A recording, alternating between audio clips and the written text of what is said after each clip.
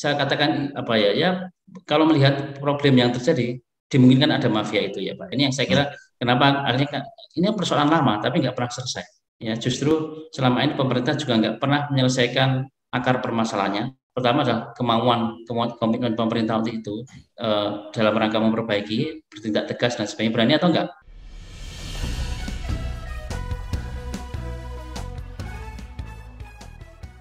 Salam perspektif baru, saya Hayat Mansur kembali hadir memandu acara favorit kita semua, wawancara khusus perspektif baru selama 30 menit. Nah, sahabat perspektif baru, minyak goreng merupakan salah satu komoditas penting di Indonesia. Hal ini karena minyak goreng adalah salah satu bahan pokok yang dikonsumsi setiap hari oleh masyarakat dari segala lapisan golongan. Karena itu, ketersediaan minyak goreng di pasar sangat penting untuk memenuhi konsumsi masyarakat. Namun dalam beberapa bulan terakhir, ketersediaan minyak goreng di berbagai daerah mengalami kelangkaan. Selain itu, harga minyak goreng juga naik 2 hingga 3 kali lipat pada tahun ini.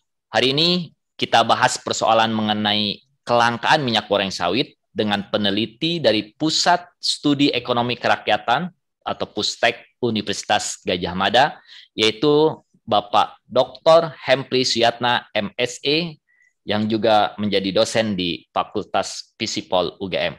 Halo Pak Hempri. Pak, pagi Pak.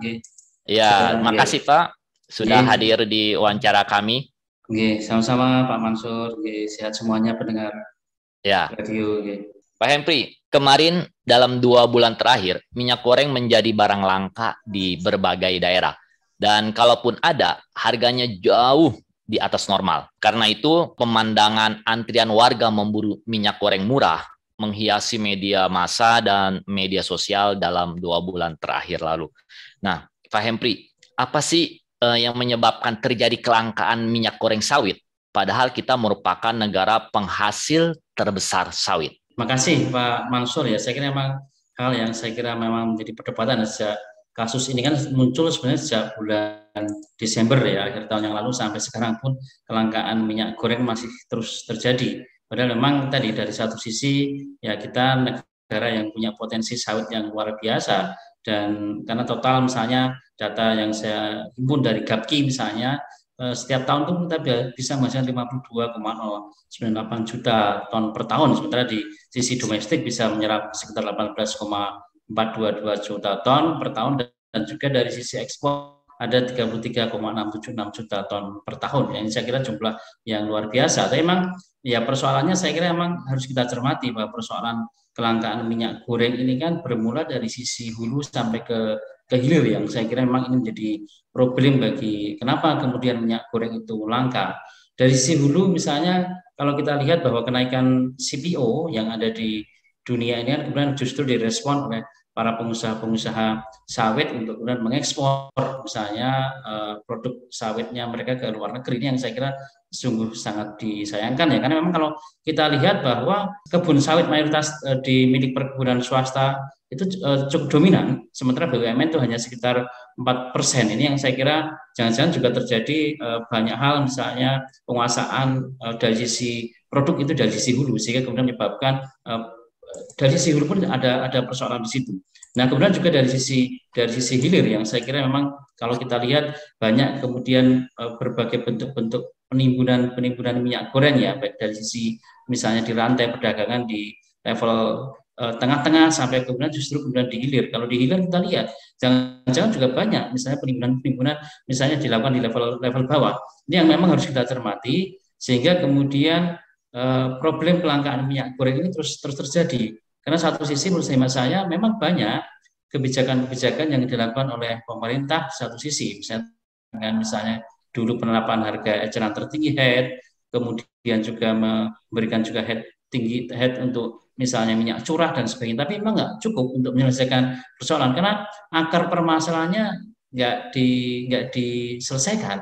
Termasuk terakhir kemarin yang kita awal bulan kemarin saya memberikan BLT Migor ya, bantuan langsung tunai minyak goreng, itu saya kira tidak benar-benar menyelesaikan akar permasalahan dari kelangkaan minyak goreng yang terjadi di tanah air kita. Oke, Pak Hempri, tadi sudah dipaparkan ya, sebagai upaya menjaga ketersediaan minyak goreng dan menjaga kestabilan harganya. Nah, pemerintah sudah mengambil beberapa kebijakan seperti adanya DMO untuk pemasaran domestik, terus juga mengenai harga DPO untuk harga domestik, ada juga subsidi minyak goreng curah, dan juga sempat ada penetapan harga eceran tertinggi yang kemudian dicabut. Nah, mengapa kebijakan tersebut kurang berdampak sesuai tujuan yang ingin dicapai? Nah, apa yang salah dengan kebijakan-kebijakan tersebut, Pak Hempri? Iya, saya kira memang menurut hemat saya tadi kebijakan-kebijakan ini tidak pernah kemudian menyentuh akar persoalan ya. Yang sebenarnya kan ini sebenarnya juga bermula dari hulu ya. Dan ada oligarki pasar yang kemudian akhirnya menyebabkan ini terus terjadi. Dan dalam hal sisi lain memang tadi banyak kalau kita lihat efektivitas dari kebijakan pemerintah, misalnya soal bagaimana kemudian pemerintah menghilangkan berbagai distorsi pasar, ini yang saya kira harus kemudian juga kurang diperhatikan dengan baik ya. Di sisi lain memang kalau kita lihat dari sisi level konsumen itu kan juga banyak terjadi kepanikan ya di level konsumen misalnya, sehingga justru ini akan akhirnya itu memperburuk misalnya kondisi-kondisi supply yang ada di dalam masyarakat, yang akhirnya menyebabkan tadi banyak penimbunan di level bawah, yang akhirnya kemudian menyebabkan banyak terjadi tadi isu gosip ataupun berbagai wacana kelangkaan minyak goreng ini terus terjadi, dan akhirnya kepanikan inilah yang menyebabkan tadi kebijakan itu nggak berhasil secara optimal itu, Pak. Sebenarnya apa sih akar permasalahannya nih kalau secara singkat? Iya, kalau kita lihat memang tadi harusnya pemerintah berani untuk kemudian melakukan tadi kan dari si persoalannya kan sebenarnya sudah muncul ya sejak bulan November, Desember akhir tahun yang lalu, dan itu kan karena dipicu oleh kenaikan harga CPO, dan memang minyak goreng di Indonesia memang tergantung pada minyak sawit yang CPO. Ya tadi tingginya harga CPO justru banyak kemudian dimanfaatkan oleh pengusaha-pengusaha besar untuk kemudian justru mengekspor produk mereka keluar daripada kemudian memenuhi pasar domestik. Ini saya kira satu kunci akar persoalan. Yang kedua adalah tadi sejauh mana kemudian keberanian misalnya pemerintah untuk memberantas misalnya berbagai bentuk-bentuk mafia distribusi, ya baik itu dari level hulu sampai ke hilir, yang sebenarnya harus kemudian dipecahkan daripada kemudian misalnya menaikkan harga eceran tertinggi dan akhirnya kemudian berdampak pada termasuk juga relaksasi harga minyak yang bebas dan akhirnya menyebabkan harga minyak terlalu tinggi. Ini kan jadi persoalan di dalam hal tersebut. Ini yang hemat saya memang ya kenapa nggak menyentuh dari permasalahan soal distribusi minyak itu yang harus kemudian kita benahi, tata kelola niaga, tata kelola pemasaran yang ini memang harus kemudian kita benahi, kita optimalkan. Oke, kita bahas dulu dari faktor yang pertama yaitu kenaikan harga CPO ya. Kemudian nanti kita bahas mengenai distribusinya. Nah, yang kenaikan harga CPO, bukankah pemerintah sudah mengambil kebijakan berupa adanya DMO yang harus dipatuhi oleh produsen minyak goreng sawit? Yang tadi semulanya DMO-nya 20% untuk pasar domestik malah dinaikkan jadi 30%. Tapi mengapa masih terjadi kelangkaan gitu loh?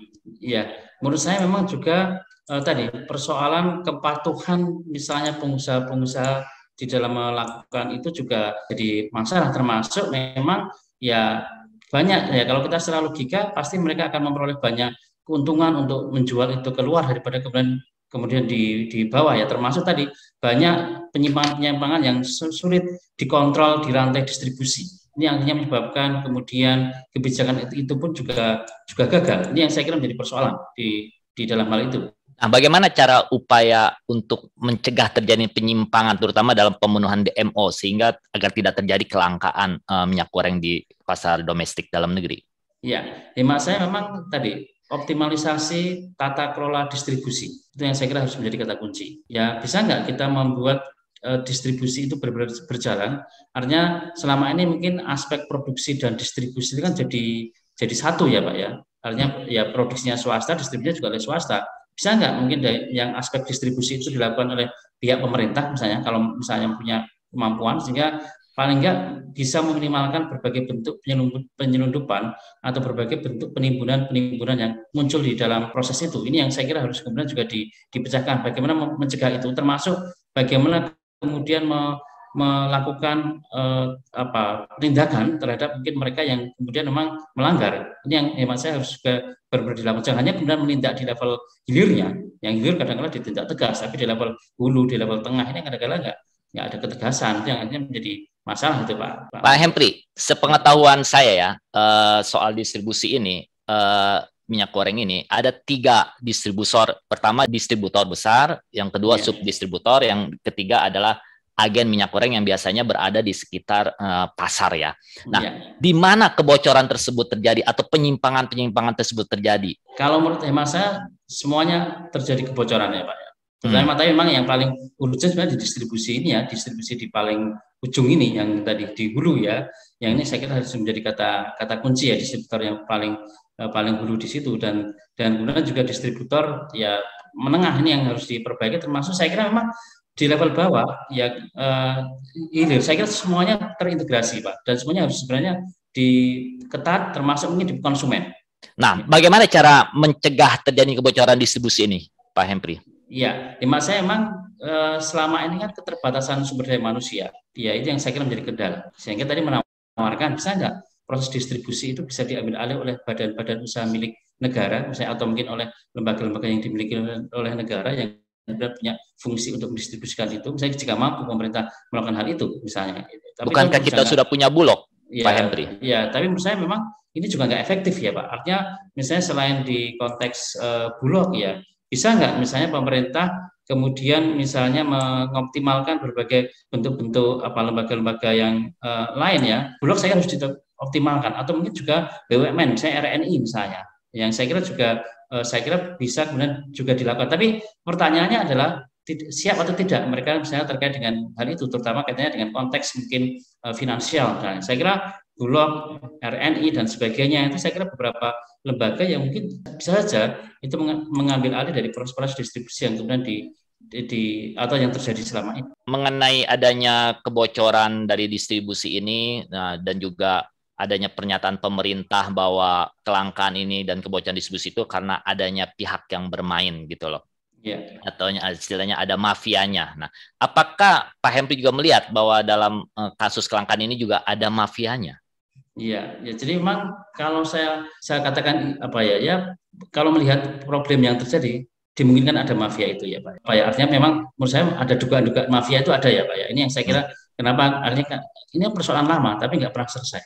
Ya, justru selama ini pemerintah juga nggak pernah menyelesaikan akar permasalahannya, tapi hanya misalnya bantuan langsung tunai migor, atau itu kan juga menurut saya enggak, itu kan hanya sekedar sebagai sebuah dalam tanda petik pemadam kebakaran ya misalnya, tapi tidak menyelesaikan bagaimana kemudian distribusi, dan itu belum lagi kemudian apakah benar nggak misalnya BLT migor ini juga digunakan untuk mengkonsumsi minyak goreng, atau justru nanti untuk hal-hal yang sifatnya adalah konsumtif yang lain misalnya. Ini yang saya kira juga harus diperhatikan di situ. Menyinggung mengenai BLT migor, kenapa Pak Hempri menilai ini tidak efektif, tapi kenyataannya kan di masyarakat sekarang malah mulai reda kelangkaan minyak goreng tersebut dengan adanya BLT. Ya, saya kira memang pertama adalah tadi ya kebijakan-kebijakan yang sifatnya karitatif ini kan sebenarnya tidak menyelesaikan masalah, tapi paling enggak bisa hanya mungkin meredam mungkin emosi, meredam kemarahan dan sebagainya. Itu yang saya kira juga satu hal. Yang kedua adalah aspek dari kemudian apakah program itu tepat sasaran atau enggak. Ini yang saya kira memang belum ditemukan ya kasus-kasus ketidaktepatan sasaran. Tapi memang perlu dicermati misalnya soal misalnya sasarannya kelompok program keluarga harapan misalnya. Apakah memang ada update data enggak terkait dengan PKH itu, yang jangan-jangan yang terima adalah yang sudah tidak dalam kategori miskin misalnya. Ini yang laporan-laporan itu juga belum muncul, termasuk yang mendapatkan adalah pelaku-pelaku UMKM ya, pelaku-pelaku usaha gorengan. Nah, kriteria gorengan itu seperti apa? Karena misalnya warteg itu kan juga jual gorengan, atau mungkin misalnya mie goreng itu juga gorengan, atau mungkin gorengan-gorengan makanan-makanan yang lain. Ini saya kira kriteria itu yang saya kira memang perlu diperjelas itu Pak, menurut saya. Oke, kalau begitu bagaimana dengan misalnya kalau dana untuk BLT Bansos Migor ini dipakai untuk mengimpor minyak goreng sehingga agar ketersediaannya tercukupi di dalam negeri. Seperti ini kan minyak goreng bukan satu-satunya, dulu juga kita juga sering mengalami kelangkaan gula, kelangkaan garam, bahkan kelangkaan beras. Nah, solusinya dengan mendatangkan impor barang-barang tersebut. Nah, apakah itu juga bisa dilakukan untuk kasus minyak goreng ini, dana BLT dia dipakai aja untuk impor gitu? Iya, kalau konteks impor saya nggak begitu sepakat ya Pak, karena dari sisi ketersediaan potensi sawit dan minyak itu sebenarnya kita punya, ya kita bisa memenuhi kebutuhan domestik. Dari di awal sudah saya sampaikan. Nah, yang menjadi penting adalah bisa nggak misalnya kalau dana-dana itu juga bisa dialokasikan untuk tadi memperbaiki jalur distribusi. Bagaimana tadi misalnya seperti diskusi tadi, Bulog misalnya dioptimalkan, karena mungkin jangan-jangan Bulog nggak punya peran penting karena gara-gara kemampuan finansial mereka itu rendah, ya sehingga ini nggak cukup kuat untuk bersaing dengan pengusaha-pengusaha besar atau mungkin badan-badan usaha milik negara pemerintah, RNI misalnya. Jangan-jangan karena ini kan jalur distribusi butuh kekuatan sumber daya manusia, sumber daya keuangan yang besar. Bisa nggak itu mungkin dioptimalkan untuk itu sehingga ini menurut hemat saya bisa mencegah akar permasalahannya. Nah, ini yang mungkin harus dilakukan untuk itu. Nah, ya kalau misalnya mau BLT mikro saja, tapi memang tadi ketepatan sasaran, kemudian akurasi data, validasi data kemiskinan, saya kira ini yang kemudian harus juga dioptimalkan untuk itu. Ya, jangan sampai kemudian justru salah sasaran dan sebagainya. Jangan segera sebagai program bagi-bagi. Tapi artinya memang satu sisi harus memperkuat, saya kira jalur distribusi, satu sisi juga memperkuat kemudian dari sisi tadi bagaimana BLT itu bisa tepat sasaran, termasuk juga soal bagaimana konsumen. Ini saya kira penting untuk kita awasi karena dulu kenapa langka, karena banyak loh saya amati misalnya konsumen itu memborong banyak minyak goreng tapi sisi lain yang masyarakat miskin nggak mampu misalnya. Atau kalau dulu kan nggak pernah diumumkan, kadang-kadang satu keluarga bisa nyebar 4 orang untuk kemudian kemana antri di mana-mana misalnya. Misalnya saya punya 4 orang ya yang sudah dewasa, antri di sini, antri di sana, antri itu kan nggak terpantau dari sisi sampai ke level konsumen. Karena ini yang saya kira juga artinya banyak nih konsumen yang punya cadangan minyak goreng tinggi, tapi sisi lain banyak konsumen yang kemudian tidak punya cadangan untuk minyak goreng. Ini yang saya kira juga harus diperhatikan di situ. Tadi sering kali disebut mengenai memperbaiki jalur distribusi. Nah, seperti kita ketahui bahwa di jalur distribusi ini banyak yang mendapatkan keuntungan dari jalur distribusi minyak goreng tersebut, sehingga dalam tanda kutip disebut ada mafia-mafianya. Nah, kalaupun itu diperbaiki, kalau ini mafianya tidak diberantas, nah, apakah bisa diperbaiki jalur distribusinya? Karena ini menyangkut rente ekonomi. Nah, gimana cara menghilangkan mafia ini agar jalur distribusi yang tadi Bapak usulkan tersebut bisa berjalan efektif? Ya, betul. Ini yang memang jadi soal ya. Artinya ada sisi rente ekonomi dan ini juga jangan-jangan juga punya rente politik ya Pak ya. Sehingga kenapa kemudian jalur distribusi itu susah untuk dinormalkan ya. Kami juga ada banyak relasi-relasi dengan politik atau apa. Karena kalau kita cermati dari perspektif ekonomi politik kan seperti itu. Jadi memang pertama adalah komitmen pemerintah untuk itu dalam rangka memperbaiki, bertindak tegas dan sebagainya. Berani atau enggak? Itu kalau ya, atau kalau tadi lebih berani ya bisa nggak mengganti atau membuat jalur-jalur distribusi yang bisa menjadi pesaing dari mereka yang tadi saya katakan. Kan ada banyak jalur-jalur pemerintah yang bisa dilakukan ataupun jalur-jalur lain misalnya yang bisa dilakukan oleh pemerintah untuk mengontrol bahwa distribusi ini bisa benar tepat sasaran, kemudian juga benar-benar tidak ada mafia. Saya kira tidak hanya soal minyak goreng ya Pak, tapi tadi soal sembako, beras, soal kemudian produk-produk sembako, kebutuhan bahan pokok kita, itu yang saya kira mungkin harus diperbaiki untuk kemudian mengembangkan atau mendorong program ini bisa kemudian tepat sasaran. Itu kira-kira Pak maksudnya. Terima kasih Pak Hempri atas perspektifnya. Jadi kami memiliki perspektif jelas mengenai kelangkaan minyak goreng ini, dan sebagai penutup saya hanya mengingatkan bahwa agar tidak terjadi lagi kelangkaan minyak goreng, perlu kemauan politik dari pemerintah untuk memperbaiki jalur distribusi dan juga kemauan itikat baik kita sebagai konsumen untuk tidak menimbun. Terima kasih, sampai jumpa di wawancara perspektif baru berikutnya.